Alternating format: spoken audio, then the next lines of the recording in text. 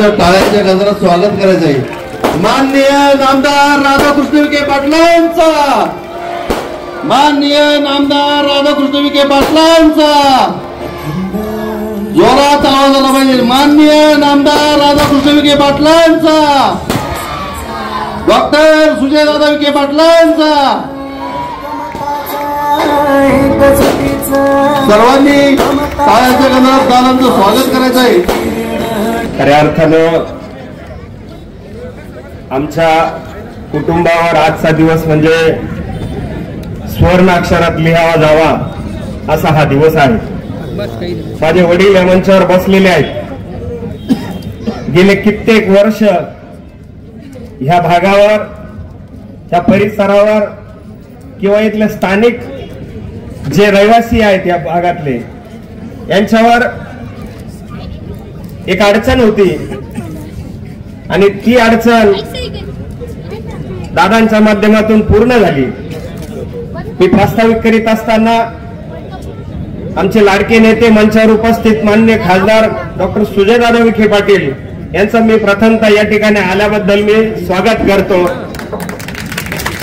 तसेच शिर्डी शहराचे प्रथम नागरिक माननीय कैलास बापू कोते पाटील, उपाध्यक्ष माननीय अभय भैया शेळके पाटील, राष्ट्रवादी पक्षाचे माननीय आमचे मोठे बंधू रमेश भाऊ गोंदकर, तसेच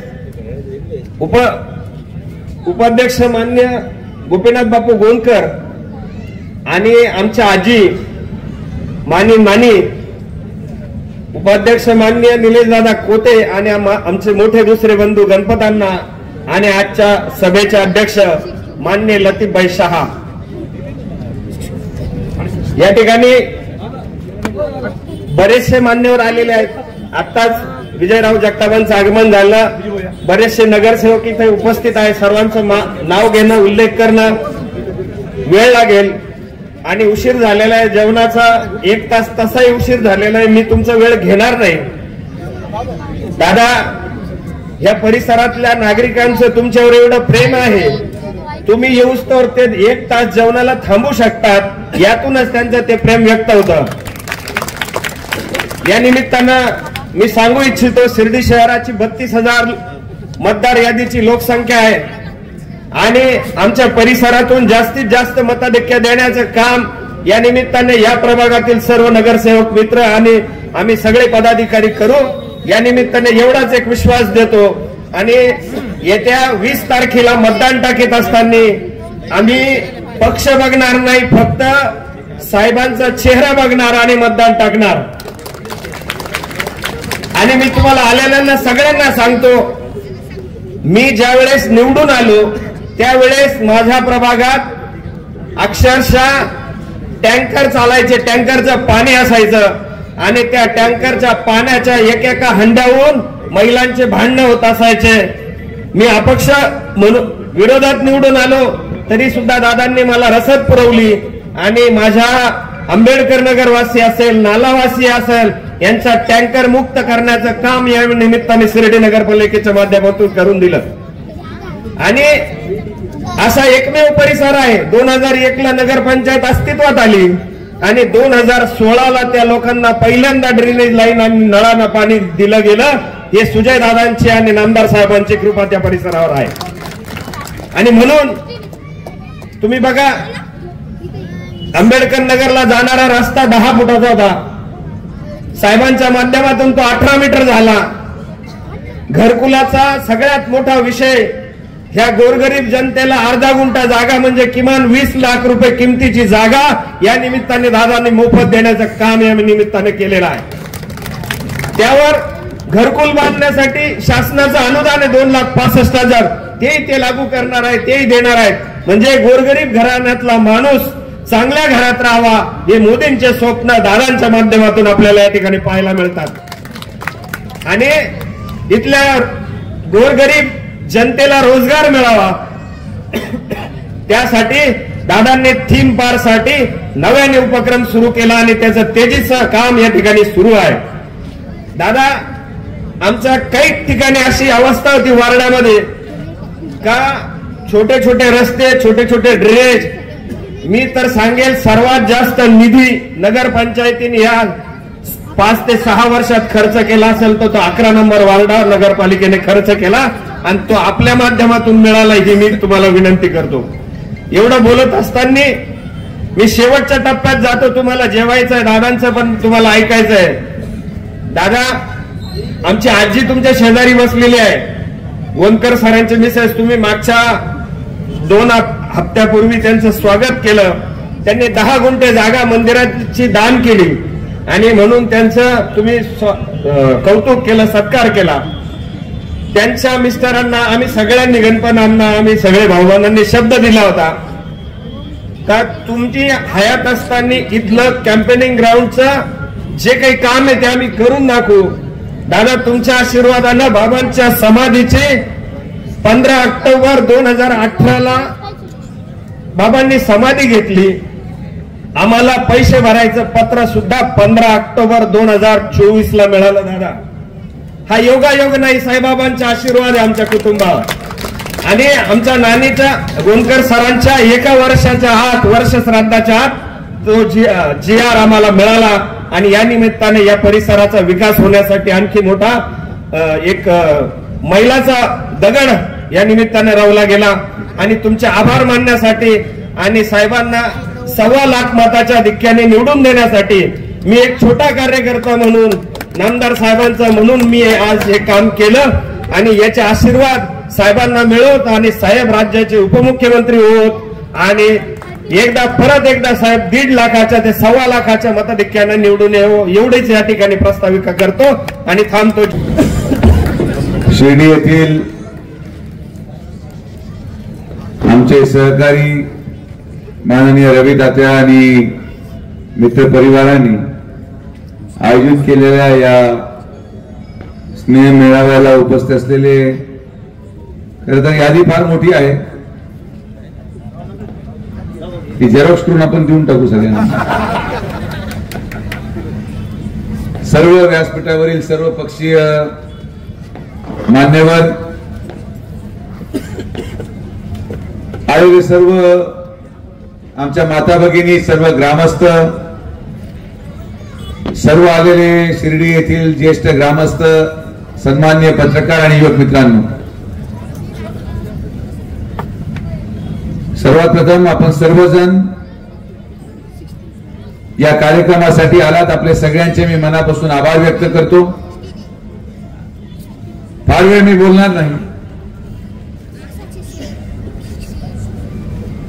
येत्या 4 दिवसामध्ये आपल्याला मतदान टाकायला जायचं आहे. मतदान ही प्रत्येक मनुष्याच्या जीवनामध्ये भारतरत्न डॉक्टर बाबासाहेब आंबेडकरांनी दिलेला तो अधिकार की प्रत्येक माणूस एक बटन दाबून आपलं स्वतःचं, आपल्या परिवाराचं, आपल्या मुलांचं भविष्य ठरवण्याचा अधिकार तुम्हाला मिळालेला आहे. आणि जेव्हा आपण मतदान केंद्रामध्ये जातो, प्रत्येक जीवनामध्ये प्रत्येकाचा एक क्षण येतो की आपण बटन दाबण्यापूर्वी किंबहुना लाईनीमध्ये उभं राहत असताना काही लोक येतात, भेटतात. 15 दिवसामध्ये वेगळे वेगळे भाषण आपल्या कानावर आलेले असतात. सोशल मीडियावर, व्हॉट्सअपवर आपल्यावर काहीतरी मेसेज आलेले असतात. आणि या सगळ्या कश्मकशमध्ये, या सगळ्या संभ्रम अवस्थेमध्ये माणूस जेव्हा मतदान करायला उभा असतो तेव्हा तो पुढच्या माणसाला विचारतो, बाबा काय करायचं. तो मागच्या माणसाला विचारतो, काय तुझं काय मनात आहे. महिला पुढच्याला विचारते, काय करायचंय बाई. रिक्षामध्ये बसत असताना कोणी रिक्षा ड्रायव्हरला विचारतं, काय करायचंय. आणि म्हणून एवढ्या सगळ्या 15 दिवसाच्या गोंधळामध्ये जेव्हा शेवटचं क्षण येतं आणि बटन दाबायचं असतं, तर तो निर्णय कसा घ्यायचा मी 1 मिनिटात सांगतो आणि माझं भाषण संपवतो. मतदान केंद्रावर गेल्यानंतर बटन दाबण्यापूर्वी किंवा तुम्ही जेव्हा दरवाजावर उभे असतात आणि तुमचा नंबर आतमध्ये जाणार असतो, आतमध्ये शिरण्यापूर्वी डोळे बंद करून 1 सेकंदासाठी किंवा 5 सेकंड स्वतःला द्यायचे. या 5 सेकंदामध्ये स्वतःला 2 किंवा 3च प्रश्न विचारा. प्रत्येक जाती धर्माच्या माणसांनी विचारावं, महिलांनी विचारावं, पुरुषांनी विचारावं, युवकांनी विचारावं, स्वतःला प्रश्न विचारावा. एक, मी जर संकटात सापडलो तर यापैकी कोण माणूस मला मदत करायला येईल? 2, जाती धर्माच्या नावावर जर उद्या राजकारण पेटलं तर हे कोण थांबवू शकतं? माझ्या घरात मी 11वी 12वीचे मुलं सोडून आलेले आहे मतदान करण्यासाठी. या मुलाला नोकरी कोण देऊ शकतं? आणि आजपर्यंत मला 30 वर्ष या शिर्डीमध्ये झाले. मला नळ कनेक्शन मिळालं, 24 तास पाणी मिळालं, मी स्वतःचा गुंठा विकत घेतला, स्वतःचं घर बांधलं. पण माझ्याकडून हप्ते न घेणारा याच्यापैकी कोण? आणि सगळ्यात महत्वाचं की मी आतमध्ये जाताना असा कोण व्यक्ती आहे ज्याला मी अनेक वर्ष मतदान टाकलं पण त्या व्यक्तीकडून मला 1 रुपयाचा सुद्धा त्रास झाला नाही? या 5 प्रश्नाचे उत्तर स्वतःला विचारा आणि जे नाव समोर येईल त्याचं जाऊन बटन दाबून टाका. विषय संपला. फार भाषण करणं, फार अग्रसर बोलणं, आम्ही काय केलं काही नाही केलं हे सांगायची मला गरज अजिबात वाटत नाही. बाबा न्याय करतात. साईबाबांनी 35 वर्ष न्याय केलाय. 7 वेळेस निवडणुकीचा अर्ज भरून निवडणुका लढवल्या. साईबाबांच्या आशीर्वादाने लढवल्या. 8व्या वेळेस पण बाबाच न्याय करतील या भूमिकेत मी आहे. आणि म्हणून फार अग्रसर भाषण करून मला कोणाला काय बोलायचं नाही. हे पुढचे 5 दिवस अत्यंत महत्वाचे आहेत आणि या 5 दिवसावर तुमचे पुढचे 5 वर्ष अवलंबून आहेत. या 5 दिवसामध्ये तुम्ही काय विचार करतात हे तुम्हाला 5 वर्ष चालावं लागणार आहे. आणि म्हणून काही विचार करू नका, फार एकामेकाला विचारू नका. मतदान केंद्रामध्ये जाऊन माझे वडील त्या ठिकाणी विधानसभेमध्ये, आपले सर्वांचे आमदार या त्या विधानसभेमध्ये 35 वर्ष ज्या व्यक्तीने तुमची सेवा केली तो व्यक्ती 1 नंबर अनुक्रम क्रमांक नंबरवर त्या ठिकाणी मतदान पेटीवर आहे.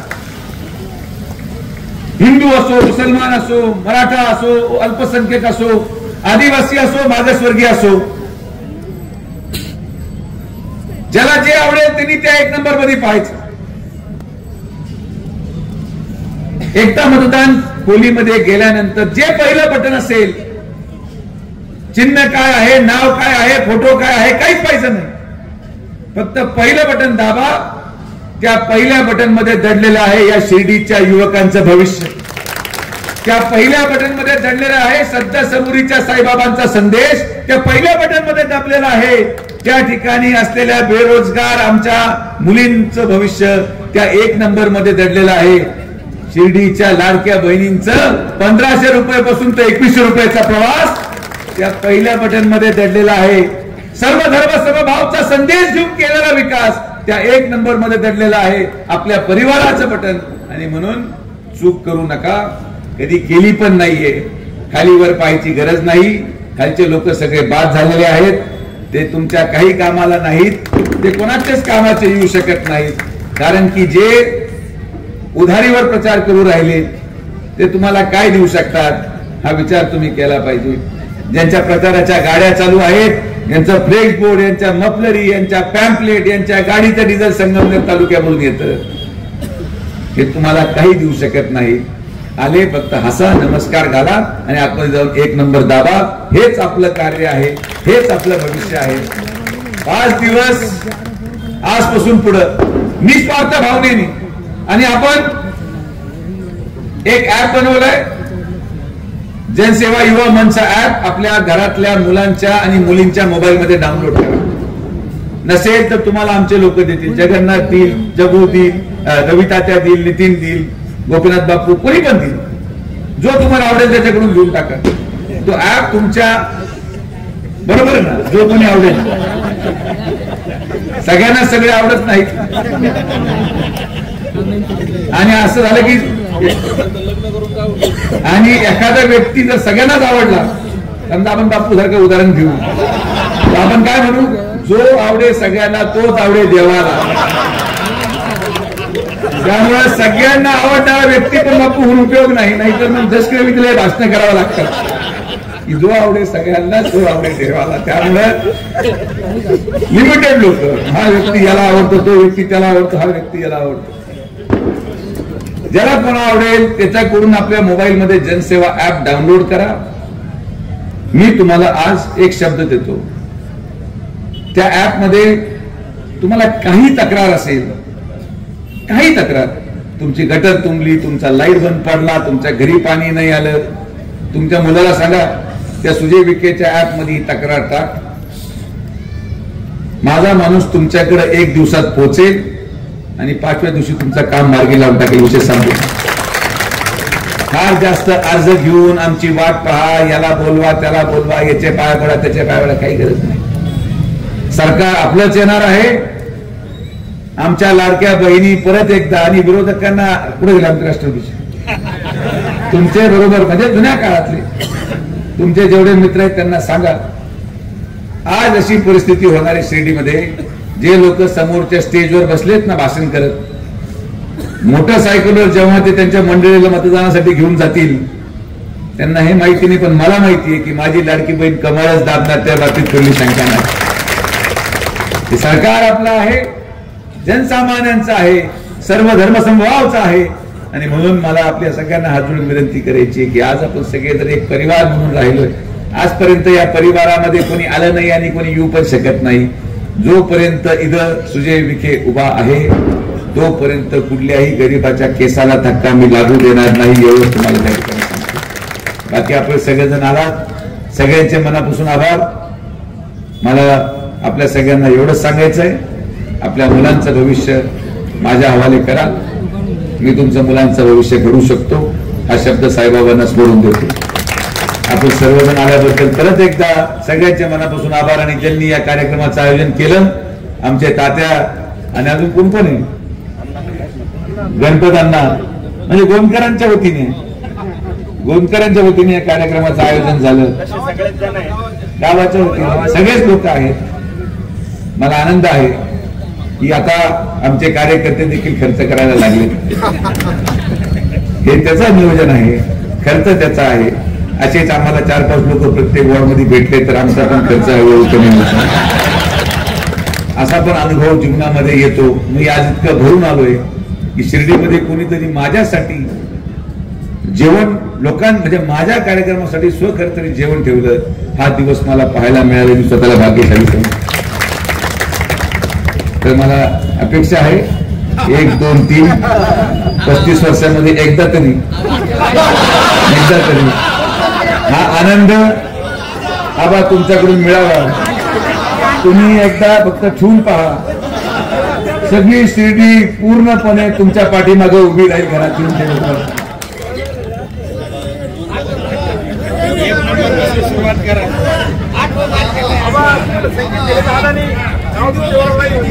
कारण की शिर्डीमध्ये अनेक वर्ष लोक हा विचार करतात की कधीतरी याच्या आपल्या मांडवात घ्यायचा, आणि म्हणून तुम्ही तिघांनीही वर्गणी करून आणि अण्णांना 4थं घ्या.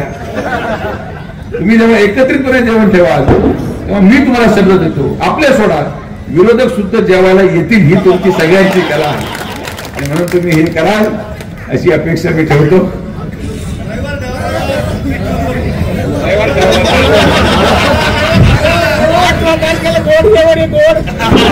आबांनी ठरवलेलं आहे की या महिन्याच्या 32 तारखेला ते जेवण ठेवणार आहे.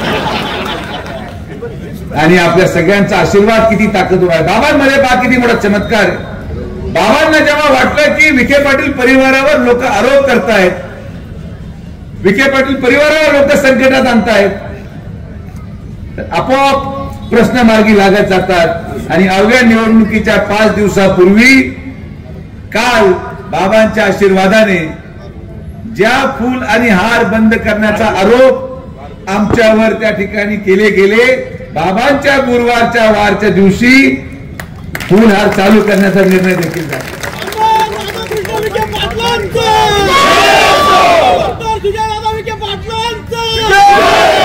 त्यामुळे बाबांनी पाहिलं वरतून हे कोण कोण उभे राहिले प्रचाराला, हे कोण कोण उभे राहू राहिले. ते म्हणले अरे बाबा यांच्याकडे दिलं हे पूर्ण कार्यक्रम लावून टाकतील, आपल्याला विखे पाटील शिर्डीसाठी योग्य आहेत आणि बाबांनी दिलेला आशीर्वाद हा आमच्या पाठीशी उभा राहिला आणि संकट सुटत गेले. निस्वार्थ भावनेने 1 महिन्यापासून पळतोय. कोणीतरी आरोप केला का तो आरोप दुसऱ्या दिवशी सुटतो. हा चमत्कार मी होताना या शिर्डीच्या भूमीमध्ये पहिल्यांदा पाहिला. आणि म्हणून आपण सगळेजण असंच प्रेम ठेवा, चांगलं काम करू. परत 5 वर्षामध्ये जेव्हा मतं मागायला येईल तेव्हा माझ्या शिर्डीमध्ये, आपल्या शिर्डीमध्ये मी स्वतःच्या मालकीचं 200 खाटाचं मोफत रुग्णालय सुरू करत आहे. कारण की आज या ठिकाणी आपण जेव्हा इथं इतके लोक बसले, तुम्ही मला सांगा की आपल्या घरामध्ये रात्री कोणाला अपघात झाला, आपल्या घरामध्ये रात्री कोणाला हार्ट अटॅक आला, आपल्याला रात्री कधी 10 वाजता संस्थांमध्ये बेड मिळतं का? कोणाला मिळालं का सांगा. इथून माणूस नाशिकला पाठवला जातो.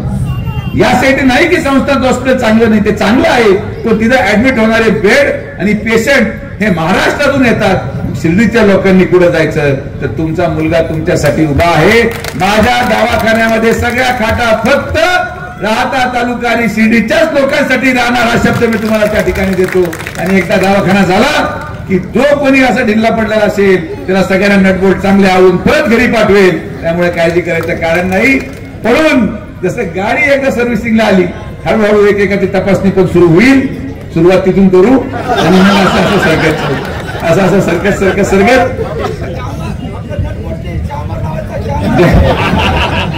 जामरचं नाव घेऊ नको. तर आपण निश्चित राहा.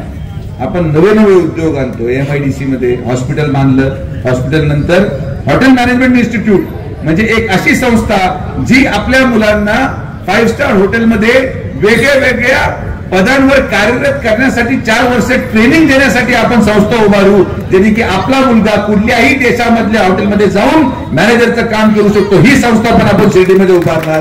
अशा सगळ्या संकल्पांनी पुढच्या 5 वर्षामध्ये जेव्हा येईल तेव्हा तुम्हाला मी सांगतो, जे आता शेवटी दवाखाना बांधला तर कर्मचारी लागेल, कॉलेज बांधलं तर कर्मचारी लागेल. मी स्वप्न पाहिलंय की पुढच्या 5 वर्षामध्ये मतं मागायला येण्यापूर्वी शिर्डीच्या प्रत्येक घरातून एक तरी माणूस माझ्याकडे कामाला असला पाहिजे. हे मी काम म्हणजे मग परत प्रचार करायची गरज पडेल का? तेव्हा झोपायचं, हे बाबा चल पाहून घेतो तुम्ही. त्यामुळे काही काळजी करू नका. आपल्याकडे सगळे फॉर्म्युले आहेत. आपल्या सगळ्यांच्या आशीर्वादाने माननीय नामदार राधाकृष्ण विखे पाटील साहेबांना कार्य करायची संधी मिळाली. आमचे सगळे काम आपल्या पुस्तकामध्ये दिलेले आहेत. ते पुस्तक उघडून वाचा. असलं का? नाही तर आपल्याकडे आलं की पुस्तक आपण त्याच्यावर भेळ, पाहुणे आले, समोसा, चटणी वटणी सगळं ठेवता. अहो ते खाण्यासाठी नाहीये. ते पुस्तक आपल्या मुलांच्या भविष्याचं पुस्तक आहे. या पुस्तकामध्ये दडलेला आहे शिर्डीचा पुढच्या 50 वर्षाचा विकास आणि आपल्या आशीर्वादाने ते आपण मिळून करू. माननीय नामदार राधाकृष्ण विखे पाटील साहेब त्या ठिकाणी आपल्या सगळ्यांच्या सहकार्याने 1 लाखापेक्षा जास्त मताधिकारी निवडून येतील हा विश्वास मी व्यक्त करतो. परत एकदा आपण सगळेजण आलात, सगळ्यांचे मनापासून आभार. जय हिंद, जय महाराष्ट्र. राधाकृष्णजी विखे पाटील आणि खासदार डॉक्टर सुजय विखे पाटील यांच्या मार्गदर्शनाखाली एअरपोर्ट रोड लगत शिर्डी हद्दीत साईच्या ग्रुपच्या माध्यमातून रामनगरीचा भव्य प्रोजेक्ट. वैशिष्ट्ये: शिर्डी एअरपोर्ट रोड लगत बस स्टॉप, शाळा, बँक 5 मिनिटांच्या अंतरावर, ड्रेनेज व स्ट्रीट लाईट.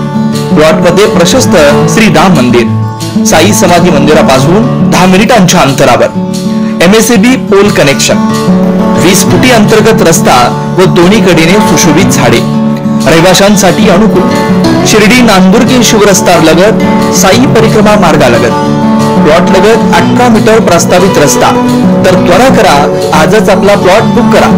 बुकिंगसाठी संपर्क करा श्री गणेश तोरडमल 99 21 21 95 61, श्री शुभम वेणुनाथ गोंदकर 97 67 06 66 85.